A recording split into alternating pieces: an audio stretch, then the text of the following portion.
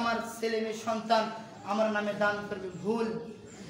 আপনার আমার সন্তান, আপনার আমার ছেলে মেয়ে আপনার আমার নামে দান করবে না, শুধুমাত্র নিজের স্বার্থটাই বুঝবে। যেমনি ভাবে আপনার পিতাকে কবরে রাখা আসার পর আপনি আপনার সম্পদ নিজে ভোগ করেছেন, আপনার পিতার জন্য দান করেননি, তেমনি ভাবে আপনার ছেলে মেয়ে সন্তানগুলো আপনাকে কবরে রেখে আসবে। আপনি মনে মনে শুধু ভাববেন যে কখন আমার সন্তান আমার জন্য দান করবে, কখন আমার কবরের শাস্তি কমবে। কখনোই নয়, দান করবে না, নিজেই সম্পদ নিয়ে মারামারি করবে। কবরে রেখে আসার পর বলবে না যে এই 1 বিঘা সম্পদ আমি আমার বাবার নামে দান করে দেই, শুধু বলবে যে জমি বন্টন করার পর এই 10 কাঠা জমি বেশি হয়েছে, এইটা কে নিবে? বড় ভাই বলবে আমি বড়, আমি এইটা নেই। ছোট ভাই বলবে না, তুই বড় হলে নিতে পারবি না, এই সম্পদের মধ্যে আমাদেরও ভাগ রয়েছে। সম্পদ নিয়ে মারামারি শুরু হয়ে যাবে। আপনি ভাবছেন কিভাবে যে আপনার নামে দান করবে? সম্মানিত বুঝতে, এই জন্য যখন সময় রয়েছে এক্ষুনি সুস্থতা আছেন, এক্ষুনি আল্লাহর রাস্তায় দান করে যান। সন্তান ছেলে মেয়ের উপর অন্য কারোর উপর ভরসা করে কোনো কিছু লাভ করা যায় না, নিজের আমল নিজেকেই গড়তে হয়। যখন কবরে রেখে আসবে, কবরে আপনার সঙ্গে আপনার ওই যে 2 তলা বাড়ির জমির দলিলটা রেখে আসবে না, ওই যে মাঠের মধ্যে 10 বিঘা জমি আছে ওইটা কবরে দিবে না, শুধুমাত্র দিবে কবরে শুধুমাত্র আপনার আমার জন্য 3টা সাদা কাফনের কাপড়, এছাড়া আর আমল, এই 2টা জিনিসই কবরে যাবে।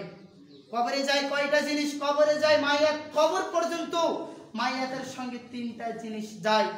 কবর পর্যন্ত মাইয়াতের সঙ্গে 3টি জিনিস যায়। 1, মাইয়াতের সঙ্গে যে আমালুহু, তার আমল। 2, ওমালুহু, তার সম্পদ। এরপর 3 নম্বর হচ্ছে তার পরিবার। এই 3টা জিনিস শুধুমাত্র কবর পর্যন্ত তার সঙ্গে যায়।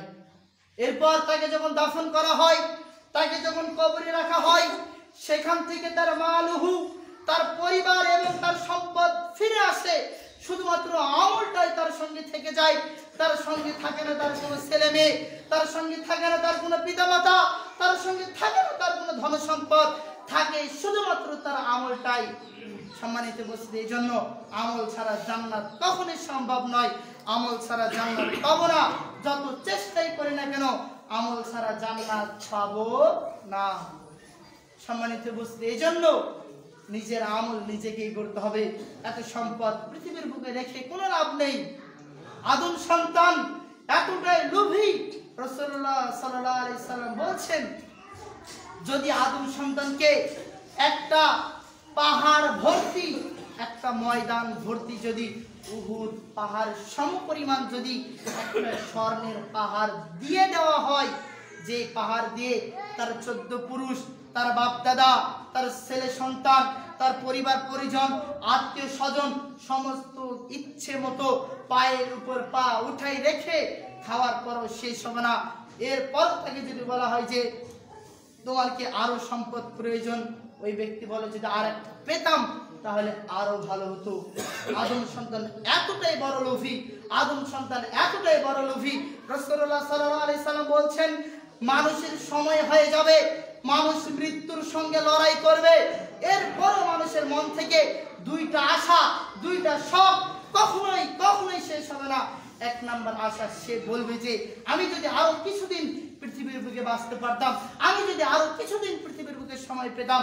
এরপর 2 নম্বর বলবে আমি যদি আরো কিছু সম্পদ ইনকাম করতে পারতাম। সে মরণের সঙ্গে লড়াই করবে, তবুও সম্পদ আর হায়াতের শখ শেষ হবে না।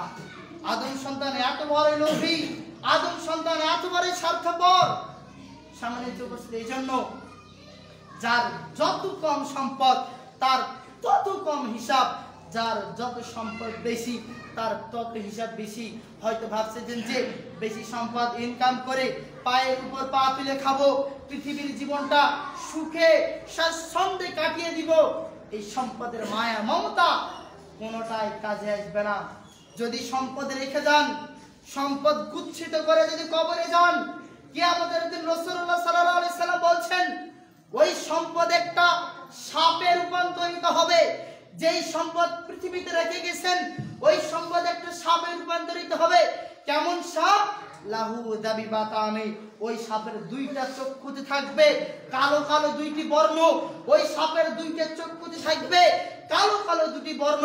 সাপটি আপনার গলায় পেঁচিয়ে ধরবে, পেঁচিয়ে ধরে আপনাকে দংশন করবে আর বলবে আনা মালুকা, আমি হচ্ছে তোমার সম্পদ, আনা কানজুকা, আমি হচ্ছে তোমার গচ্ছিত সম্পদ।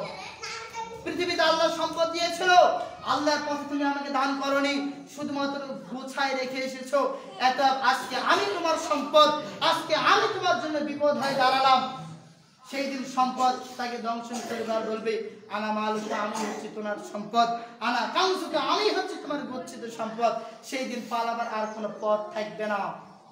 সম্পদ একদিক দিয়ে আপনার আমার জন্য কিয়ামতের দিন ছায়া হবে, আবার একদিক দিয়ে আপনার আমার জন্য ওই সম্পদই আপনার আমার জন্য জাহান্নামে নিক্ষিপ্ত হওয়ার কারণ হবে।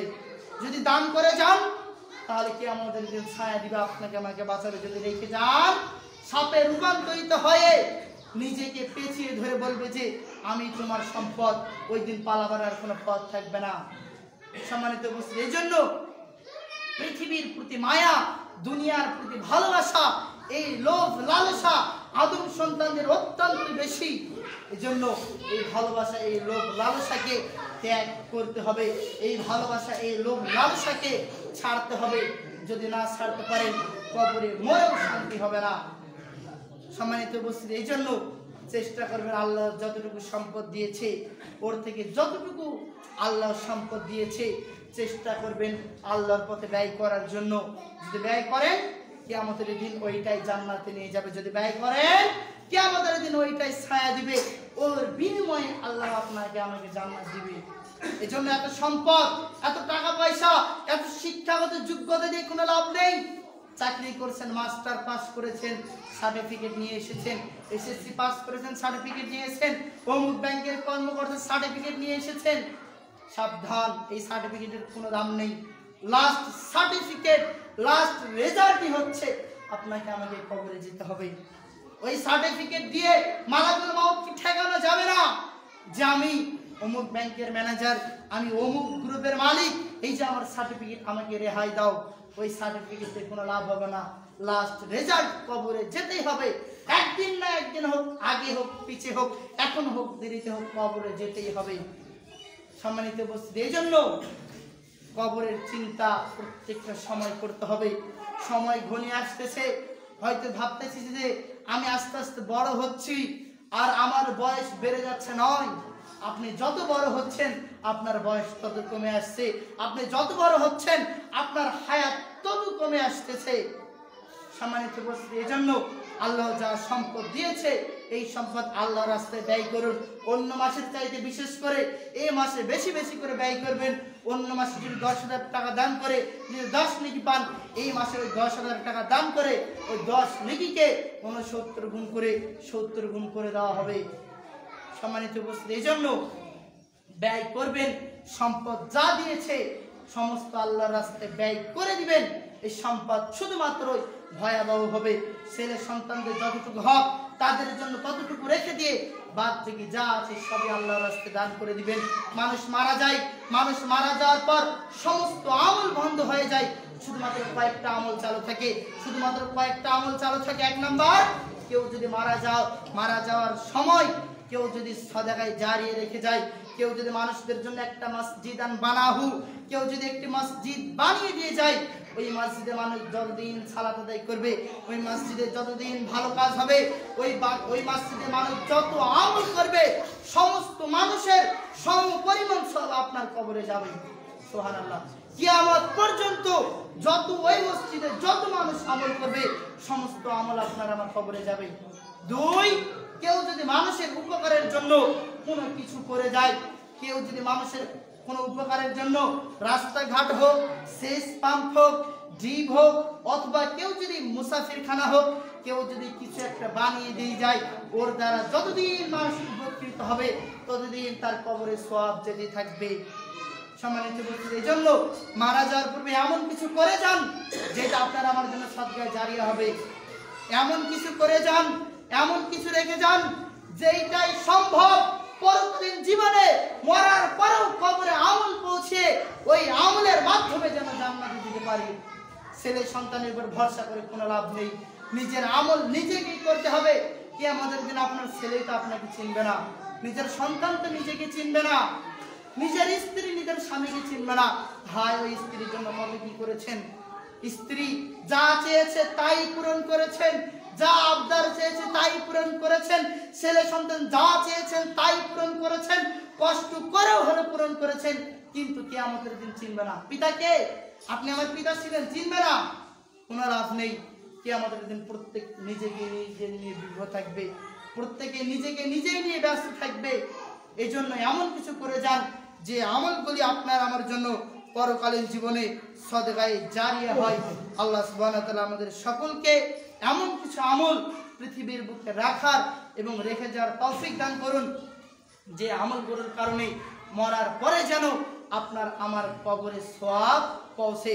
সম্মানিত উপস্থিতি, আপনারা সকলে জানেন এবং আপনাদের সহযোগিতায় হয়তো আজকে এই মসজিদটা এতদূর পর্যন্ত